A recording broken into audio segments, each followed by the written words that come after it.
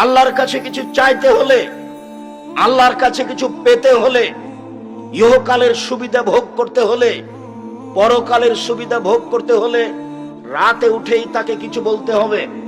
জাবের রাদিয়াল্লাহু তাআলা আনহু বলেন, রাসূল সাল্লাল্লাহু আলাইহি সাল্লাম বলেছেন, ইন্না ফিল লাইলি লাসা, নিশ্চয় রাতে একটা সময় রয়েছে, লা ইউআফিকাহা রাজুলুন মুসলিম, যে কোনো মুসলিম পুরুষ, যে কোনো মুসলিম নারী সেই সময়টাতে উঠে ফায়াসআলুল্লাহ খায়রান মিন আমরিদ দুনিয়া ওয়াল আখিরা, ইহকাল বা পরকালের কল্যাণ চাই, ইহকালের পরকালের কল্যাণ চাই, ইল্লা আতাহু ইয়াহু, তাহলে আল্লাহ তাকে দিবেনি, দিবে।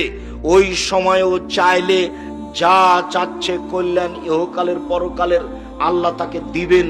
এই কথা মুহাম্মদ সাল্লাল্লাহু আলাইহি সাল্লাম বলেন। সময়টা কখন হতে পারে একাধিক হাদিস দ্বারা বোঝা যাচ্ছে, তা হবে রাত 12টার পরে। কেননা রাত 12টা পার হলেই আকাশের সব দরজা খুলে দেওয়া হয়। ঠিক যখন দিন দুপুর পার হয়, 12টা 5-10 হয়েছে, তখন আকাশের সব দরজা খুলে দেওয়া হয়। আপনি তাড়াহুড়া করে সুন্দর করে ওযু করে 4 রাকাত সালাত আদায় করে নেবেন ঠিক 12টার সময়, 12টা 5-10-এ। এই সুন্নাতটা কিন্তু জোহরের সুন্নাত নয়। এই 4 রাকাত সালাত আদায় করে নেবেন, রাত ধরে তাহাজ্জুদ পড়ে যে নেকি হতো সে নেকি হয়ে যাবে। আর এখন যেটা চাইবেন সেটা দিয়ে দেওয়া হবে, যেটা চাইবেন সেটা দিয়ে দেওয়া হবে। কেন? এখন আকাশের সব দরজা খুলে দেওয়া হয়েছে। রাসূল সাল্লাল্লাহু আলাইহি সাল্লাম বলছেন, ইযা উযদিনা ফাতিহাত, ইযা উযদিনা লিসসালাত ফাতিহাত আবওয়াবুস সামায়ে, যখনই আজান দেওয়া হয় সালাতের জন্য, তখন আকাশের সব দরজা খুলে দেওয়া হয়। লা ইউরাদ্দু দুআ বাইনাল আযান ওয়াল ইকামা, আজান ইকামতের মাঝে দোয়া ফেরত দেওয়া হয় না, আজান ইকামতের মাঝে দোয়া ফেরত দেওয়া হয় না, আজান ইকামতের মাঝে দোয়া ফেরত দেওয়া হয় না।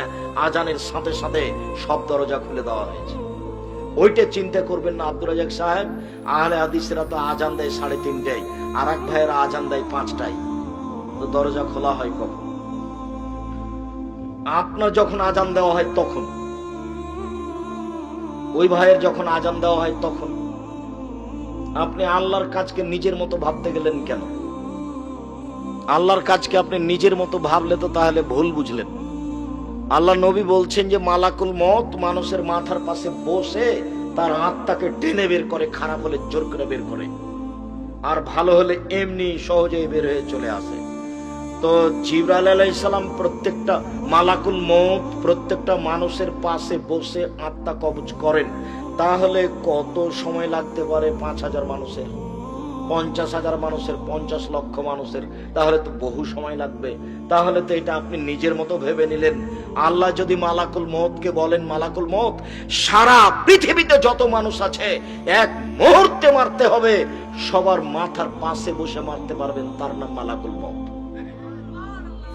তার নাম আল্লাহর ক্ষমতা। আল্লাহ কি মানুষকে দিয়ে কাজ নাই না ফেরেশতাকে দিয়ে কাজ নাই?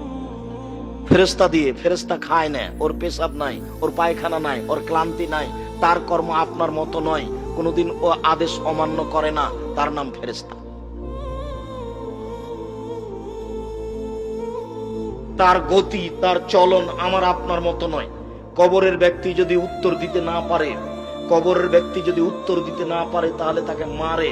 আল্লাহ রাসূল বলছেন, ইয়াজরিবু জারবাতান, এমন মায়ের দেই, মায়ের কারণে এসি হোসাই হাতান, সে বাপরে মারে করে চিৎকার করে, ইসমা মা বাইনাল মাশরিক ওয়াল মাগরিব ইল্লা সাকালান, সারা পৃথিবীর জীবজন্তু কীট পতঙ্গ পদার্থ জড় পদার্থ সব তার বাপরে মারে করে চিৎকার শুনতে পাচ্ছে, মানুষ এবং জিন শুনতে পায় না।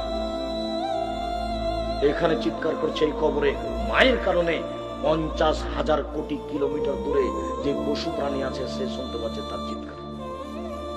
আপনাকে আমি বুঝাতে পারবো কত জোরে মারছে? আমারও শুনতে পায় না, ওর কান বধির, চোখে দেখে না কোথায় মারছে, কানেও শুনে না কিভাবে চিল্লাচ্ছে। এ কথা মুহাম্মদ সাল্লাল্লাহু আলাইহি সাল্লাম বলেন।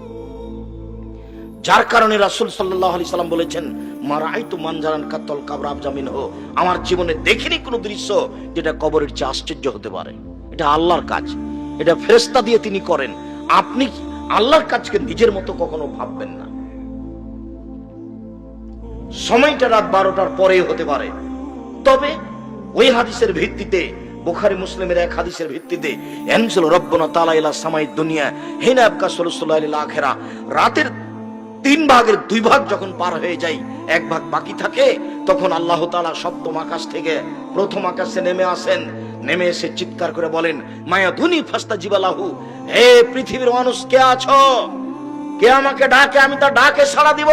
মায়া সরনি ফাউতিয়াহু, কে আমার কাছে কিছু চাই, যে যা চায় তাকে আমি তাই দিয়ে দেব। মায়াস্তাগফিরুনি ফাগফিরালাহু, কে আমার কাছে ক্ষমা ভিক্ষা চাই, আমি তাকে ক্ষমা করে দেব। তাহলে এইটা রাত 2টার পরে হতে পারে, 2:30 3টার পরে হতে পারে। তবে আয়েশা রাদিয়াল্লাহু তাআলা আনহার ওই হাদিসে বোঝা যাচ্ছে, আয়েশা রাদিয়াল্লাহু তাআলা আনহা বলেন, কানান নবী সাল্লাল্লাহু আলাইহি সাল্লাম ইসাল্লি মিন বাইনা ইয়াফরুগু মিন সালাতিল ইশা ইলাল ফাজরে 11 রাকা। আল্লাহর নবী এশার সালাতের পর থেকে নিয়ে ফজরের সালাত পর্যন্ত 11 রাকাত সালাত আদায় করতেন। 11 রাকাত। ইসাল্লাম মিন কুল্লি রাকাতাইনে, প্রত্যেক 2 রাকাতের পরে সালাম ফিরতেন। তবে তার সালাতটা শুরু হতো এশার পর থেকে নিয়ে ফজর পর্যন্ত সময়ে। কোনদিন 1টার পরে, 2টার পরে, 3টার পরে, কোনদিন 12টার পরে। তবে তাহাজ্জুদের সালাত আদায় করা যাবে এশার পর থেকে নিয়ে ফজর পর্যন্ত, যার কারণে তারাবির সালাত এশার সালাতের পরেই চলবে।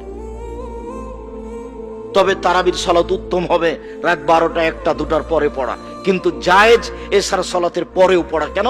বুখারী মুসলিমের হাদিসে এসেছে, আয়েশা রাদিয়াল্লাহু তাআলা আনহা বলেন, আল্লাহর নবী এশার সালাতের পর থেকে নিয়ে ফজর পর্যন্ত সময়ে 11 রাকাত সালাত আদায় করতেন। তাহলে তাহাজ্জুদের সময় কখন থেকে শুরু হলো? এশার পর থেকে। যারা ছাত্র তোমরা, তারা চালু করো সালাতটা অন্তত 2 রাকাত দিয়ে। 2 রাকাত দিয়ে কিভাবে চালু হবে ভুলে গেলা কেন?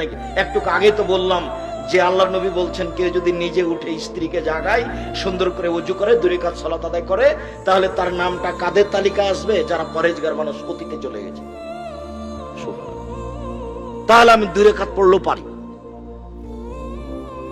আয়েশা রাদিয়াল্লাহু তাআলা আনহা বলেন, কানা নবী সাল্লাল্লাহু আলাইহি সাল্লাম ইসাল্লি মিনাল লাইলে 13 রাকা, আল্লাহর নবী রাতে 13 রাকাত সালাত আদায় করতেন। 13 রাকাত। অমিন যালিকা খামসিন বিযালিকা মিনাল বিতর, আর এর 5 রাকাত থাকতো বিতর। লা ইয়াজলিসু ফি শাইইন মিন যালিকা, এর একটা তো তিনি বসতেন না, এক টানা 5 রাকাত।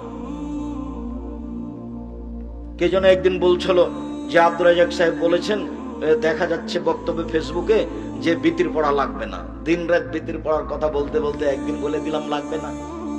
অবাক কথা। যারা এইসব ফেসবুকে লেখালেখি করে, আমি তো তাদের দেখিও না, পড়িও না, দেই হিসাবও করি না। তবে আমার মনটা চায় যে ও যদি কোনোদিন আমার ক্লাসে বসতো, দার্সে, তাহলে ও কয়েকবার বহির্বিশ্বে পড়ে এসেছে, তা আমি তাকে দেখাতাম। ফেসবুকে 2টা কথা লিখে দিলেই বেটা তুমি শিক্ষিত মানুষ, তুমি যে ওইভাবে কলম ধরেছ, তুমি আমাকে জানো, চিনো, তুমি আমার আকীদা তুমি আমাকে সরাসরি জিজ্ঞাসা করেছ। তুমি যে 2টা কথা লিখে দিলে আমার ব্যাপারে, তো তুমি আমাকে সরাসরি কোনোদিন জিজ্ঞাসা করেছ? তুমি জাতির সামনে কিছু বলো, এই বেটা তুমি যে ফেসবুকে লিখেছো কিছু বুঝো? তুমি, তোমার জ্ঞান কিছু আছে? পশু প্রাণীর পরিচয় দিয়ে কলম ধরো কেন? আমি তো বলছি 90 সাল থেকে নিয়ে এখন পর্যন্ত আমি অপ্রয়োজনীয় বাক্য বলিনি। তুমি বলো দেখি, তার তোমার কয়টা হাদিস মুখস্থ আছে? তুমি একদিন হাদিস শোনায় তো আমাদেরকে। এই ছেলে, তুমি যে ফেসবুকে লিখেছো, তুমি একদিন আমাদের বক্তব্য শোনায় তো। 40টা হাদিস শোনায় তুমি এক বক্তব্য। তোমার মরা পর্যন্ত সময় থাকলো, জাতি থাকলো, আমি চলে গেলাম, জাতি থাকছে, আমি চলে গেল। আমি 90 সাল থেকে এখন পর্যন্ত কোনোদিন কেসা কাহিনী বলিনি। 90 সাল থেকে এখন পর্যন্ত আমি কোনোদিন কারোর বিরুদ্ধে কোনো কথা বলতে যাইনি। কিন্তু আমি দিন রাত বলছি, প্রতিদিনই বলছি একই কথা। তুমি একটু ক্ষমতা দেখাও না, বলো যে আপনার কথা ঠিক নয়, আপনি কেসা কাহিনী বলেন, বলো এ কথা। তুমি বলো যে কোরআন হাদিসের বাইরে আপনি কথা বলেন। তুমি বলো না, তোমার নেতাকে দিয়ে বলো, তোমার নেতা কয়টা হাদিস বলে মানুষের সামনে, সেটাই শুনি। সম্মানিত দিনী ভাই বোন, যেটা আপনাকে আমি বলছিলাম, অতীব গুরুত্বপূর্ণ বিষয় আপনার জন্য। আপনি রাতটাকে এভাবে ধ্বংস করি